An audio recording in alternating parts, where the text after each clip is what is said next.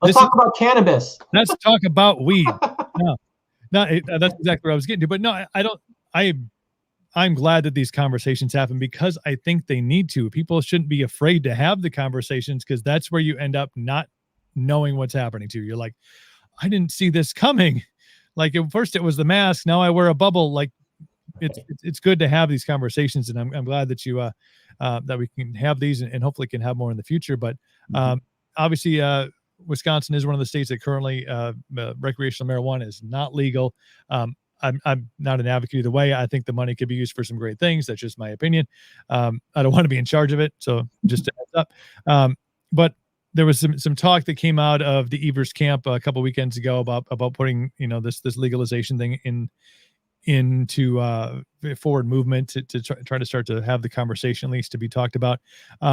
What is your plan on this? I think we've seen some success in some areas. We've seen some maybe further out west that have taken it maybe a little too far. Yeah. We're now, what is it? Is it out in Washington? Like it's just like a free for all. Like it's whatever you want some Coke. Cool. That's you go to the Coke store and get some Coke. So maybe that's a little too far down the road, but tell me about a plan that you have in mind to roll out some legalization in the state of Wisconsin. All right. So my camera got a little fuzzy there. When it comes to this, I am not an advocate of, cocaine, obviously nothing like that, right? But cannabis is very different. There's a lot of properties on the THC side. We also have the CBD oil, right? But THC, there's so many things that helps from healing in the body. Is my camera? Sorry, I don't really want to focus there. Okay. And so the thing is, people got to follow the money on this again. If you really get down into it, it's big tobacco and big pharma that don't want cannabis because it interferes with their profits. See, companies just like this COVID-19 vaccine, if they can patent it, if they can create a synthetic version, which usually not as good or as the original plant, they patent it, they now get the money. It's all the revenue, privatize the profits. It's always what it comes down to being. This is more of a freedom thing. If you're an adult, I'm saying an adult, right? Right. Is 21-year-old legal consenting adult.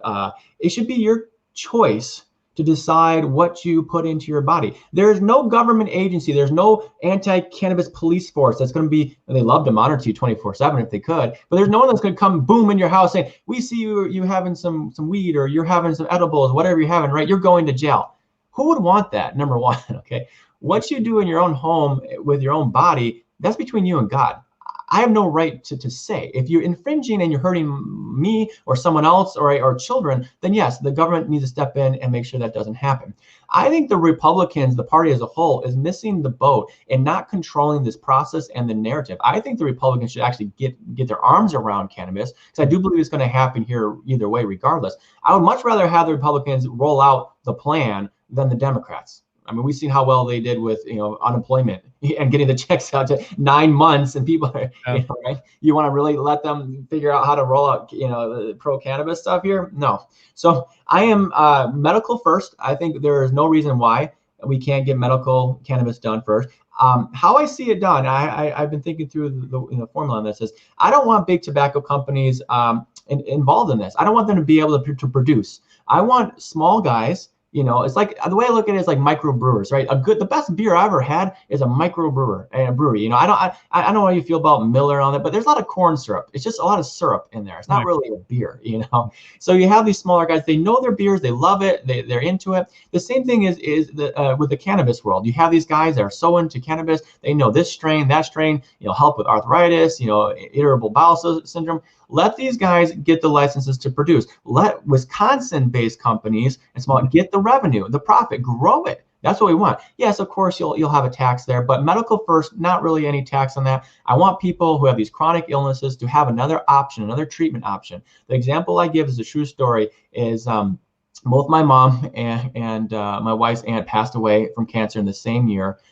In 2019, and my mom, was terminal, and for the last 3 months, 4 months, it was pretty bad. And the doctor gave her all those, heavy duty pain meds, and she would just sleep for 14, 15 hours straight. There was no quality, it was so it just knocked her out. And so we're sitting there watching her sleep for 15 hours a day, and it's just like, we'd like to say, interact, the last precious time you had with someone. And so, I shouldn't be saying, but I got, I was able to obtain some cannabis, right? I know a guy who knows that helped her, and it allowed her to to deal with the pain. And the other thing was her appetite. Very hard for her to have an appetite. She was wasting away weight wise. It was the only thing that gave her something to eat to keep the weight on, and a quality of life that we had for the last few months. But I don't want to be. I'm not a criminal. I just shouldn't feel like a criminal to help my dying mother.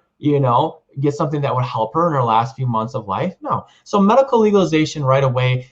The doctors, I think it should be done like this. Pain management centers right here with an actual MD doctor on staff that evaluates each person coming in and then decides, okay, we write a prescription for cannabis. Then you go to the medicinal supplier, the growers, right? You get prescription, 30 supply, whatever it is. They give you the cannabis or strain that they feel would help you best with your chronic, illness. You pay them and you take home and you consume just like you would, anything else, right?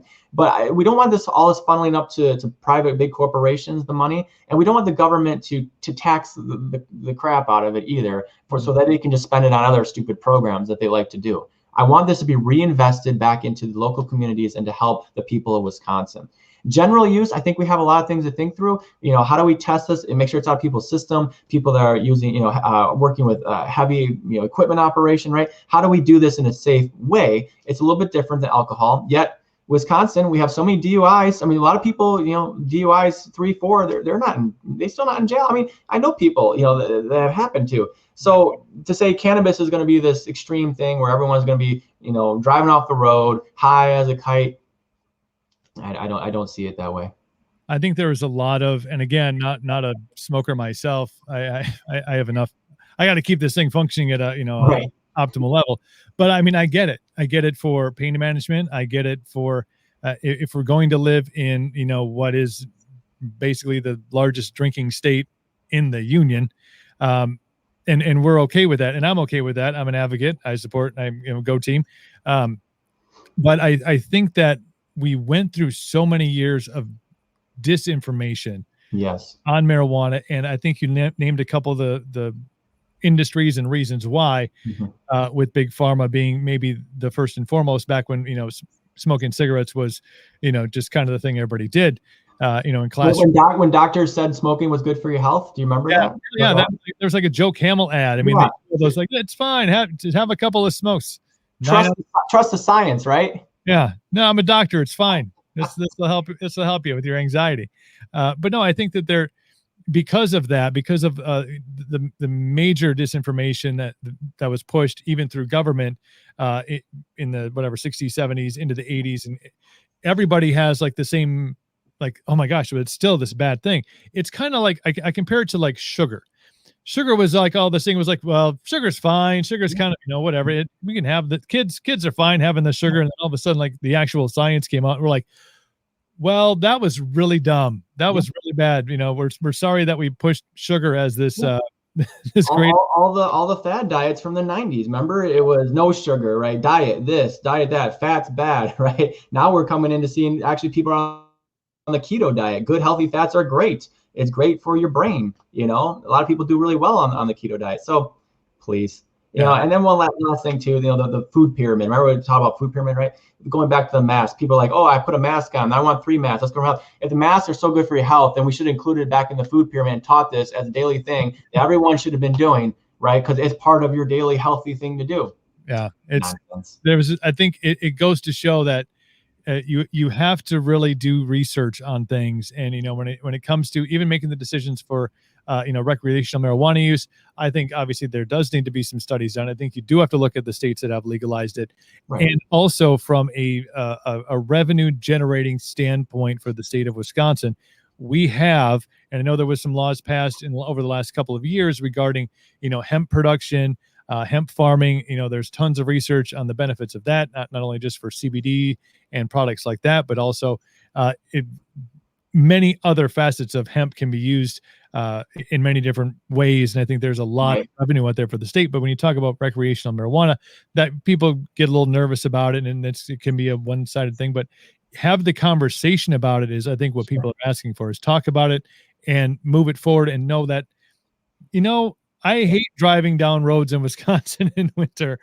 And it would be awesome if they were all nicely paved all the time. But I mean, we don't. Do you know who the biggest critics of the cannabis narrative? It's conservative Christian people, okay? But they think nothing. And I'm a Christian. I'm open about that, right? I believe in God on that. But they think nothing about popping pharmaceutical pills. Nothing about it. Right. They'll get addicted to pain meds all day long because the doctor prescribed it to them. But cannabis is this green little plant.